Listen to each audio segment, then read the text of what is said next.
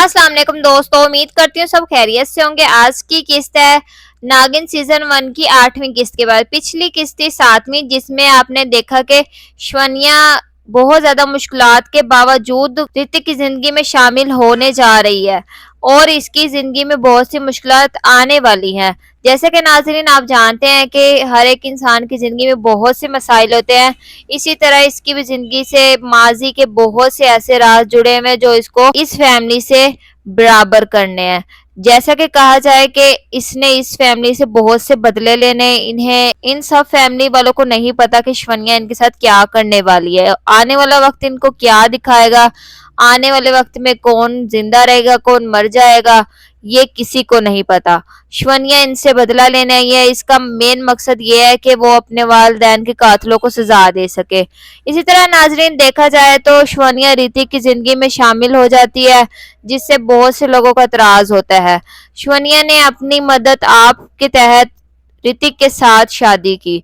हालांकि वो इसके साथ शादी नहीं करना चाहती, बट वो उसके साथ शादी कर लेती है। इस एपिसोड में दिखाया गया है कि ऋतिक शवनिया से कहता है कि अगर इसकी जिंदगी में कोई मसला है तो वो इससे शेयर कर सकती है। शवनिया एक लम्हे के लिए जज्बाती हो जाती है क्योंकि वो जानती है कि ऋतिक वाकई इसकी मदद करना चाहता है, लेकिन फिर इसे अपने वालिदैन की मौत याद आ जाती है और वो दोबारा खुद को मजबूत कर लेती है। इसी दौरान शवनिया राइज खानदान के माजी से जुड़े राज तलाश करना शुरू करती है। इसे कुछ ऐसी बातें मालूम होती हैं जिनसे इसका शक मजीद मजबूत हो जाता है। इसके वालिदैन की मौत के पीछे कोई बहुत बड़ी साजिश थी। वो हर शख्स के रवैये पर नजर रखती है, घर में मौजूद लोगों की बातों और इनकी बताई हुई हर बात के फैसले और इनके दरमियान होने वाली गुफ्तगू शवनिया के लिए अहम इशारा बन जाती है। शवनिया कोशिश करती है कि किसी को ये महसूस ना हो कि वो हकीकत में क्या है, लेकिन इसी दौरान इसके लिए एक नया खतरा पैदा हो जाता है। कुछ लोगों को शवनिया के राय पर शक होने लगता है और इसके रवैये से महसूस वो करते हैं कि शवनिया आम लड़की नहीं है, वो इसके माजी से कुछ ऐसा जरूर है जैसे वो सबसे कुछ छुपा रही हो। शवनिया को भी इसी खतरे का एहसास हो जाता है। वो पहले से ज्यादा मुहतात हो जाती है। वो सोचती है कि अगर ऋतिक को हकीकत मालूम नहीं तो क्या वो इसे अपने दुश्मनों में शुमार कर सकती है।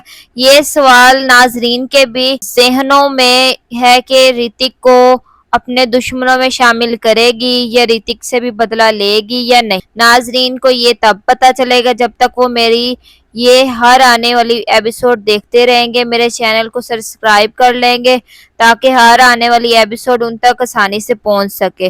देखा जाए तो शवनिया अपनी जिंदगी में फैसला उसने सही किया। ऋतिक के साथ शादी करके उसने बुरा नहीं किया। अपनी जिंदगी को अपने किसी अच्छे हमसफर के साथ गुजारेगी, बहुत अच्छा फैसला किया उसने। पर दूसरी तरफ उसे अपने माँ बाप का कत्ल का बदला भी लेना है। इसकी वजह से वो बहुत ज्यादा परेशान है कि वो ऋतिक को भी अपने दुश्मनों में शुमार करे या नहीं। ये सवाल शवनिया को अंदर से परेशान करता है। वो जानती है कि ऋतिक के खानदान से इसका माजी जुड़ा हुआ है, लेकिन ऋतिक का अपना रवैया इसे ये सोचने पर मजबूर करता है कि शायद ऋतिक इन लोगों जैसा नहीं है जिनसे वो बदला लेना चाहती है। ऋतिक भी शवनिया से दूर नहीं होता। वो इसकी खामोशी को समझने की कोशिश करता है और इसे वक्त देता है। इसका यही खलूस शवनिया के जज्बात को मजीद उलझा देता है। शवनिया के दिल में ऋतिक के लिए मोहब्बत बढ़ रही होती है, लेकिन वो अपने जज्बात को जाहिर नहीं करती।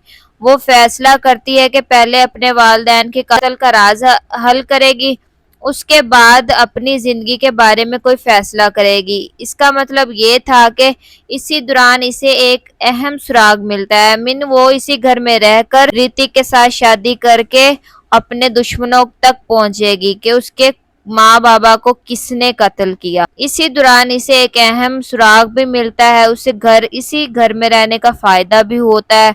ये सुराग इसे अपनी माजी के एक ऐसे वाक़ये तक ले जाता है जिसे वो बरसों से भूल नहीं पाई। शवनिया को यकीन होने लगता है कि अगर वो इस सुराग को مکمل طور پر سمجھ لے تو شاید وہ اپنے والدین کے قاتلوں تک پہنچ سکتی ہے۔ وہ اس حقیقت کو جاننے کے لیے خطرہ مول لینے کا فیصلہ کرتی ہے، لیکن دشمن بھی خاموش نہیں بیٹھے۔ تو ناظرین، یہ تھی میری آج کی ایپیسوڈ ناگن سیزن 1 کی 8ویں ایپیسوڈ، جس میں آپ کو میں نے بتایا کہ شونیا کتنے مشکل حالات سے گزر رہی ہے اور دشمنوں نے بھی اس پر نظر رکھی ہوئی۔ اگر آپ جاننا چاہتے ہیں اس کے ساتھ کیا ہونے والا ہے تو پلیز میرے چینل کو سبسکرائب کر لیں۔ اللہ حافظ۔